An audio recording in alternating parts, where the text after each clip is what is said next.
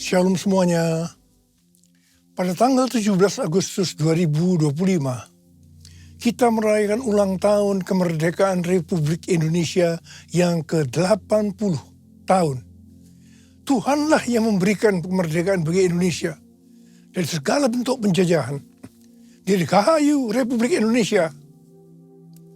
Keadaan dunia secara global sedang tidak baik.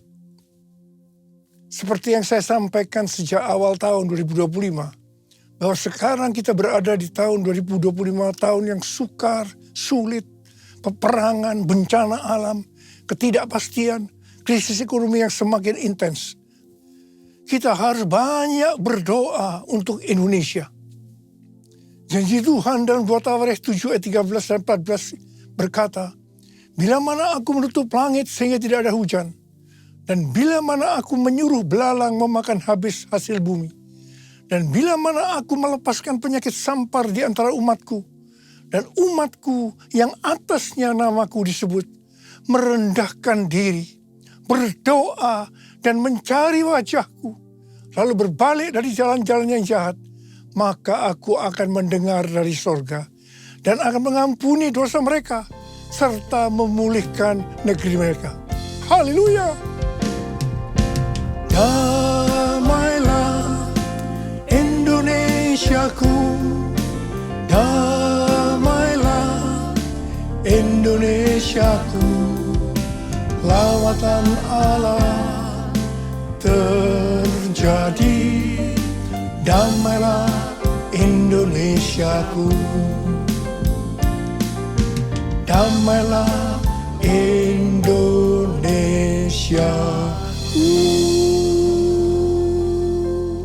Pada bulan Agustus ini yang merupakan bulan yang bersejarah bagi bangsa Indonesia, Tuhan juga mengingatkan kepada kita yang percaya bahwa kita sudah dimerdekakan dari penjajahan hukum dosa dan hukum maut. 2 Korintus 3 ayat 17 berkata, "Sebab Tuhan adalah roh, dan di mana ada roh Tuhan, di situ ada kemerdekaan." Haleluya! 1 Korintus 3 ayat 16 berkata, "Tidak tahukah kamu bahwa kamu sekalian adalah bait Allah dan bahwa roh Allah tinggal di dalam kamu?"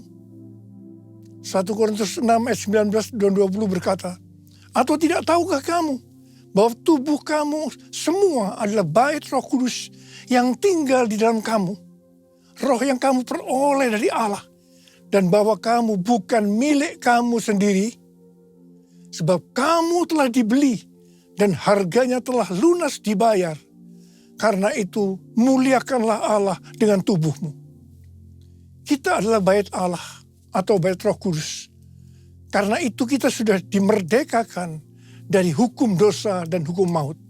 Karena kita adalah bait Allah atau bait Roh Kudus, maka tubuh ini bukan milik kita sendiri. Kita telah dibeli dan harganya telah lunas dibayar. Karena itu muliakanlah Allah dengan tubuhmu. Kita dibeli dari tangan iblis dengan darah Tuhan Yesus. Ya, sebelum kita percaya kepada Tuhan Yesus, kita di bawah kekuasaan iblis. Setelah kita menjadi orang percaya, kita adalah milik Tuhan Yesus. Karena itu kita harus memuliakan Allah dengan tubuh kita. Galatia 5 ayat 13 berkata, "Saudara-saudara, memang kamu telah dipanggil untuk merdeka. Namun janganlah mempergunakan kemerdekaan itu sebagai kesempatan untuk hidup dalam dosa. Melainkan layanilah seorang akan yang lain dengan kasih." 1 Petrus 2 ayat 16 berkata, "Hiduplah sebagai orang merdeka dan jangan menyalahgunakan kemerdekaan itu untuk menyelubungi kejahatan-kejahatan. Melainkan hiduplah sebagai hamba Allah." Ayat ini mengingatkan agar kita hidup sebagai hamba Allah, yaitu hidup jujur, tidak berpura-pura. Kita sudah dimerdekakan. Kita yang sudah dimerdekakan, jangan hidup dalam dosa lagi. Kita harus saling mengasihi satu dengan yang lainnya. Roma 6 ayat 22 berkata, "Namun sekarang, setelah kamu dimerdekakan dari dosa, dan setelah kamu menjadi hamba Allah. Kamu beroleh buah yang membawa kamu kepada pengudusan dan sebagai kesudahannya ialah hidup yang kekal. Setelah kita dimerdekakan dari dosa, setelah kita menjadi hamba Tuhan, kita harus berbuah yang membawa kita kepada pengudusan dan terus-menerus dikuduskan. Sehingga menjadi serupa dengan gambarnya. Dan akhirnya kita mendapatkan hidup kekal selama-lamanya. Katakan amin. Dalam Yohanes 8 ayat 31 dikatakan, jikalau kamu tetap dalam firman-Ku, kamu benar-benar murid-Ku. Sebagai orang yang sudah dimerdekakan, kita harus tetap memelihara kehidupan kita. Agar tetap sebagai orang yang merdeka. Karena itu kita harus hidup sesuai dengan firman-Nya. Kerjakanlah keselamatanmu dengan takut dan gentar. Yaitu dengan cara hidup sesuai dengan firman Tuhan. Kalau kita hidup sesuai dengan firman-Nya, maka kita akan mengetahui kebenaran. Dan kebenaran itu yang akan memerdekakan kita. Firman-Mu pelita bagi kakiku, terang bagi jalanku. Firman-Mu pelita bagi kakiku, terang bagi jalanku. Waktu ku bimbang dan hilang jalanku, tetaplah Kau di sisiku.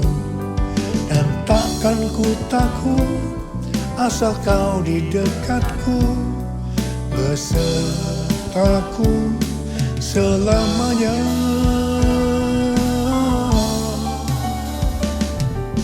Firman-Mu pelita bagi kakiku, terang bagi jalanku,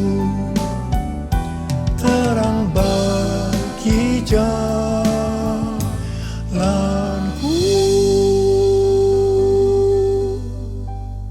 Kita sebagai bait Allah atau bait Roh Kudus harus hidup dipimpin oleh Roh Kudus.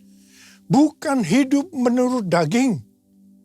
Roma 8 ayat 13 berkata, sebab jika kamu hidup menurut daging, kamu akan mati. Namun jika oleh roh kamu mematikan perbuatan-perbuatan tubuhmu, kamu akan hidup. Galatia 5 ayat 19 sampai dengan 21 berkata, perbuatan daging telah nyata, yaitu percabulan, kecemaran, hawa nafsu, penyembahan berhala, sihir, perseteruan, perselisihan, iri hati, kemarahan, kepentingan diri sendiri, percekcokan, perpecahan, kedengkian, bermabuk-mabukan, pesta pora, dan sebagainya. Terhadap semuanya itu kuperingatkan kamu, seperti yang telah kulakukan dahulu, bahwa siapa saja yang melakukan hal-hal demikian tidak akan mendapat bagian dalam kerajaan Allah. Barang siapa milik Kristus Yesus, ia telah menyalibkan daging dengan segala hawa nafsu dan keinginannya. Jikalau kita hidup oleh roh, baiklah kita hidup juga dipimpin oleh roh. Sehingga akan menghasilkan buah roh. Seperti yang terdapat dalam Galatia 5 ayat 22 dan 23. Buah roh ialah kasih, sukacita, damai sejahtera, kesabaran, kemurahan, kebaikan, kesetiaan, kelemah lembutan, penguasaan diri. Tidak ada hukum yang menentang hal-hal ini. Ini adalah karakter Tuhan Yesus. Kita harus menjadi serupa dengan gambarnya. Artinya harus menjadi muridnya. Saudara, goal kita sebagai orang percaya adalah menjadi serupa dengan gambarnya. Artinya kita menjadi muridnya. Tugas utama kita sebagai murid Tuhan Yesus adalah menjadikan semua bangsa menjadi murid. Artinya tugas utama kita tanpa melihat profesi kita adalah menyelesaikan amanat agung. Ini aku Tuhan, utuslah aku sampai generasiku diselamatkan.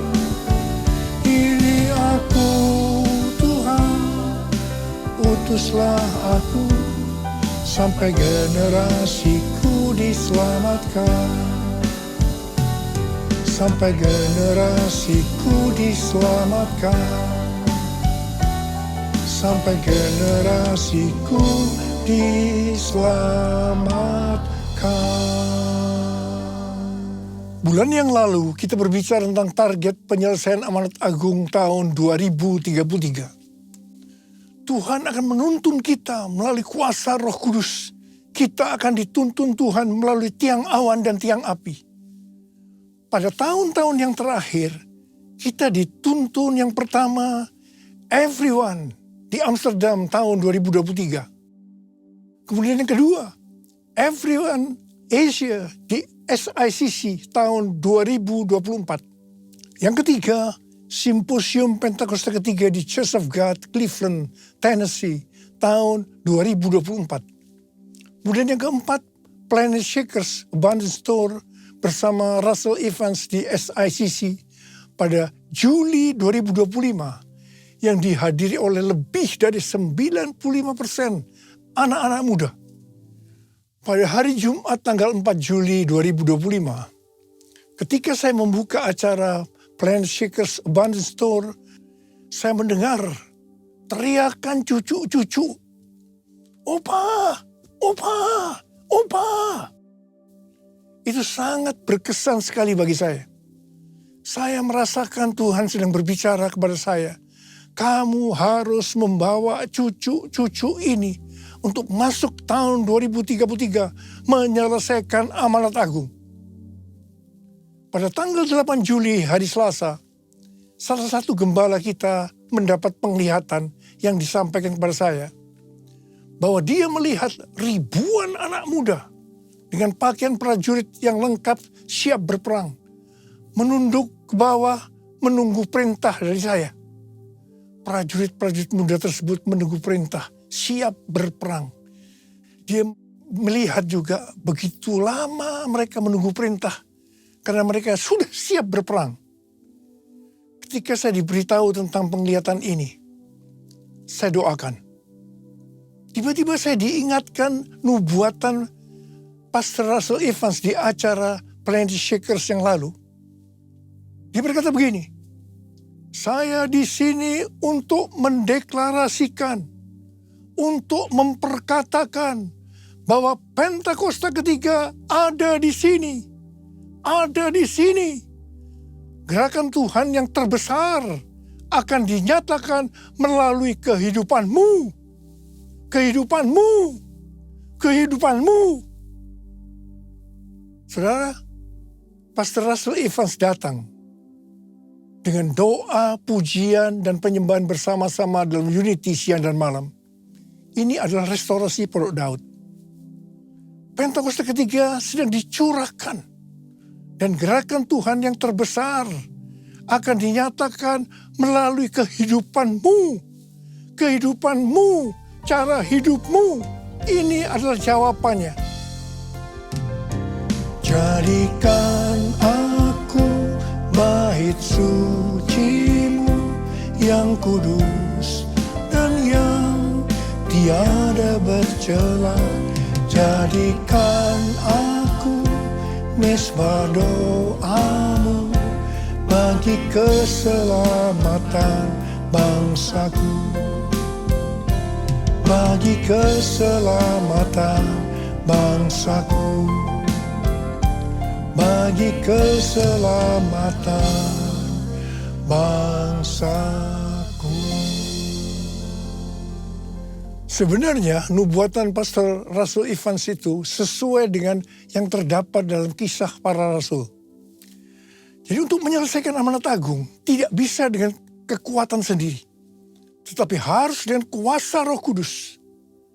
Pesan terakhir dari Tuhan Yesus sebelum naik ke sorga, dalam Kisah Para Rasul 1 ayat 8, tetapi kamu akan menerima kuasa kalau Roh Kudus turun ke atas kamu, dan kamu akan menjadi saksiku di Yerusalem, dan di seluruh Yudea dan Samaria, dan sampai ke ujung bumi. Setelah itu Tuhan Yesus naik ke sorga. Apa yang dilakukan oleh murid-muridnya? Mereka pergi ke Yerusalem dan tinggal di kamar loteng. Apa yang mereka lakukan? Mereka semua bertekun dengan sehati dalam doa bersama-sama. Artinya mereka berdoa, memuji, menyembah Tuhan dalam unity siang dan malam.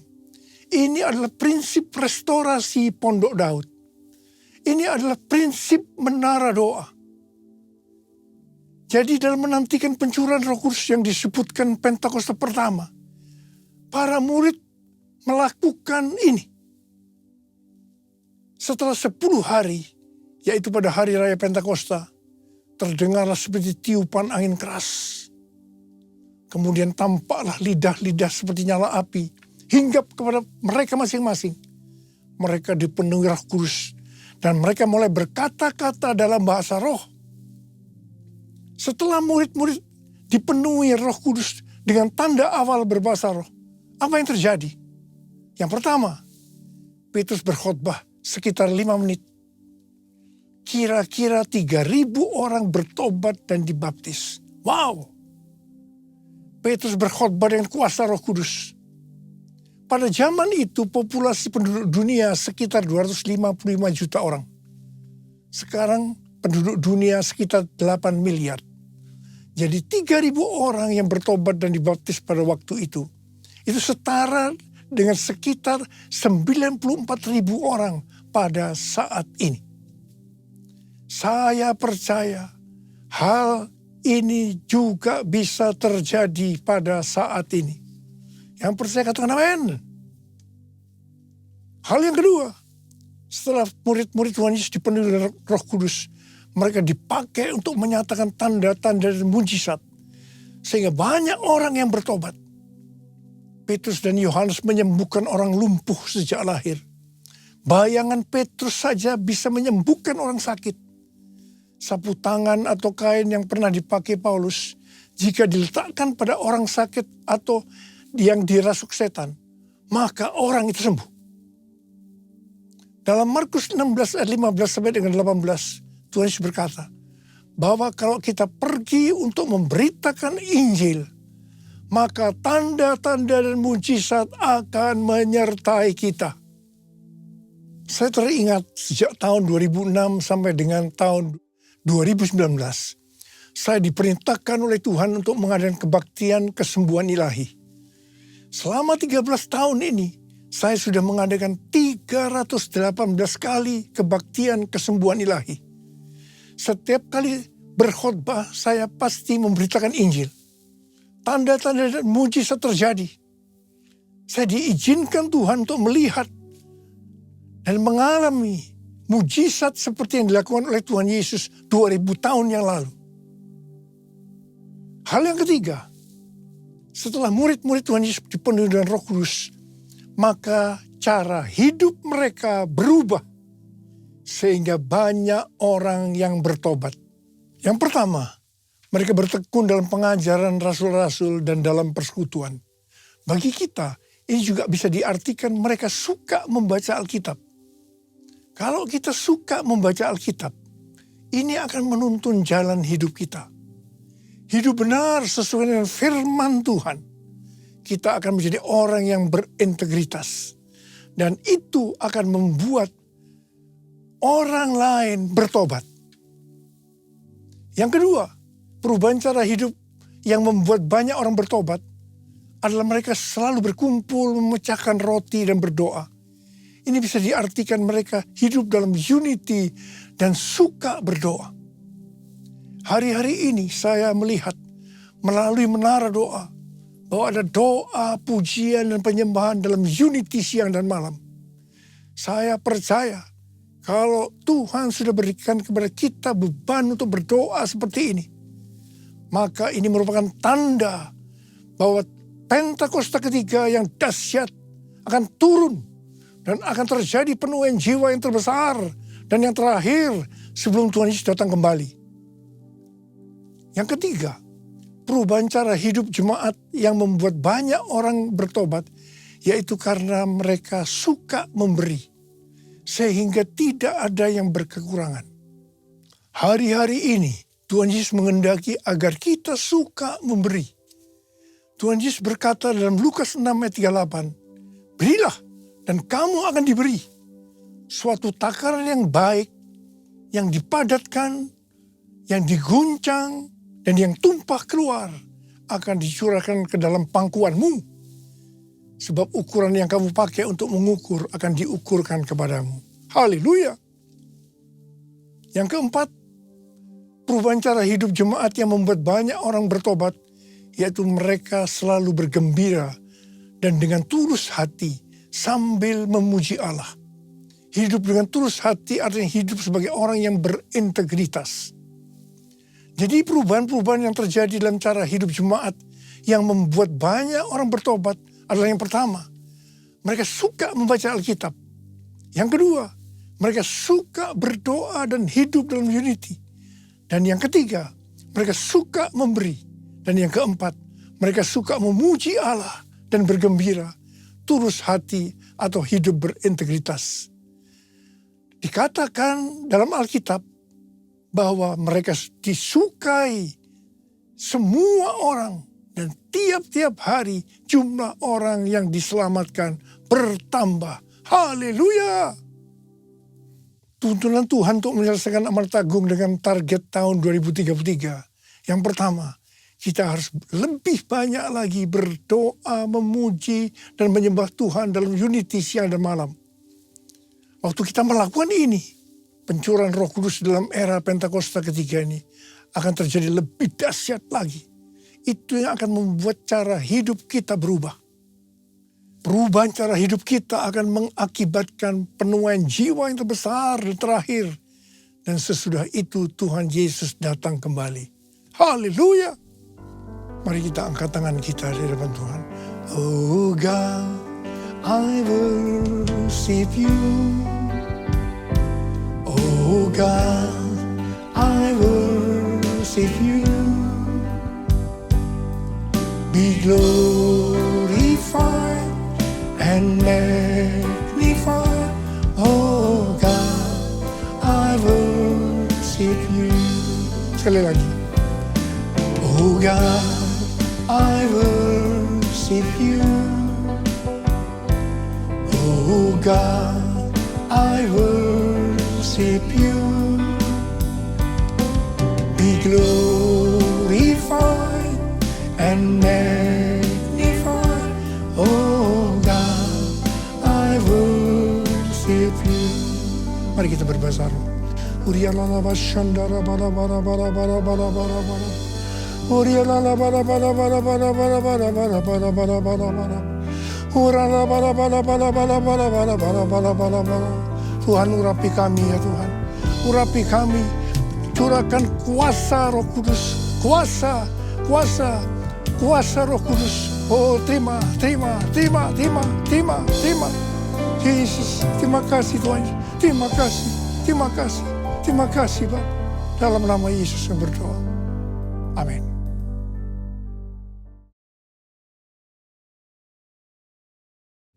Kita akan masuk dalam perjamuan kudus. Kita akan mengingat ayat ini. Sebab setiap kali kamu makan roti ini dan minum cawan ini, kamu memberitakan kematian Tuhan sampai Ia datang. Perjamuan kudus adalah perjamuan Tuhan Yesus sendiri. Setiap kali kita masuk dalam perjamuan kudus, Tuhan Yesus selalu berkata, biarlah ini menjadi peringatan akan aku. Biarlah ini menjadi peringatan akan aku. Karena itu mari, tundukkan kepala. Arahkan hati kita kepada kebaikan Tuhan. Bapa, Engkau baik. Siapakah kami ini Tuhan sebelum kami mengenal Engkau? Kami orang berdosa, upah dosa adalah maut, mati Tuhan. Tapi Engkau yang tidak berdosa telah dijadikan dosa oleh karena kami. Engkau harus turun dari sorga mulia, mati ganti kami dengan penderitaan yang luar biasa. Sungguh kalau kami pikirkan betapa baiknya Engkau ya Aba. Kau jadikan kami sebagai anak-anak-Mu. Engkau tuntun, Engkau bela, Engkau lindungi, Engkau hajar juga kalau kami salah ya Tuhan. Itu Engkau ya Aba. Terima kasih, terima kasih, terima kasih buat semuanya. Tuhan akan memberkati kita melalui perjamuan kudus. Tapi Tuhan mau agar kita makan dan minum dengan cara yang benar. Oleh karena itu mari masing-masing introspeksi. Lihat keadaan dirimu masing-masing. Jangan menyimpan dosa. Kalau ada dosa yang Tuhan ingatkan langsung minta ampun. Ampuni Tuhan saya, ampuni saya Tuhan, katakan. Bapa, Engkau melihat anak-anak-Mu yang sedang minta ampun pada Tuhan. Kasihani mereka Tuhan, ampuni. Layakkan kami untuk masuk dalam perjamuan kudus. Kami akan masuk dalam perjamuan kudus dengan hati yang penuh ucapan syukur. Dalam nama Yesus, amin. Mari, angkat roti di tangan kanan kita tinggi-tinggi. Sebab apa yang telah kuteruskan kepadamu telah aku terima dari Tuhan. Yaitu bahwa Tuhan Yesus pada malam waktu ia diserahkan mengambil roti. Dan sesudah itu ia mengucap syukur atasnya. Ia memecah-mecahkannya dan berkata, inilah tubuhku yang diserahkan bagi kamu. Perbuatlah ini menjadi peringatan akan aku. Saya dikasih Tuhan, bukankah roti yang kita pecah-pecahkan ini adalah persekutuan kita dengan tubuh Kristus. Mari kita makan dalam nama Yesus.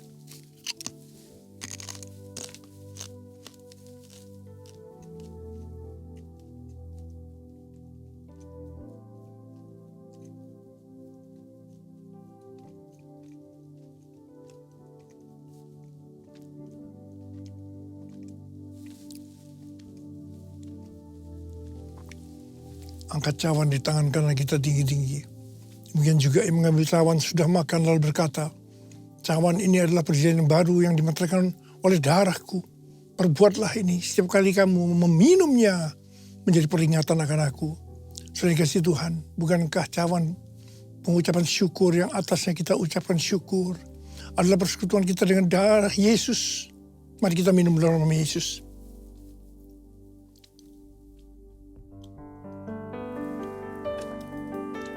Ucapkan syukur dan terima kasih dengan suara. Tuhan, terima kasih Tuhan. Terima kasih ya Tuhan, terima kasih. Terima kasih ya Tuhan. Terima kasih Yesusku. Terima kasih Yesusku. Puji syukur hanya bagi Tuhanku. Terima kasih Yesusku, terima kasih Yesusku. Puji syukur hanya bagi Tuhanku. Terima kasih Yesusku, terima kasih Yesusku. Puji syukur hanya bagi Tuhanku. Terima kasih Yesusku, terima kasih Yesusku. Puji syukur hanya bagi Tuhanku. Puji syukur hanya bagi Tuhanku. Puji syukur hanya bagi Tuhanku.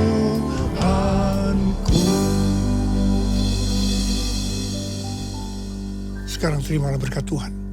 Kasih karunia yang berlimpah-limpah daripada Allah Bapa dalam Anak yang tunggal Yesus Kristus. Persekutuan yang manis dengan Roh Kudus menyertai kita semua mulai hari ini sampai Tuhan datang menjemput kita di awan-awan dan bahkan sampai selama-lamanya.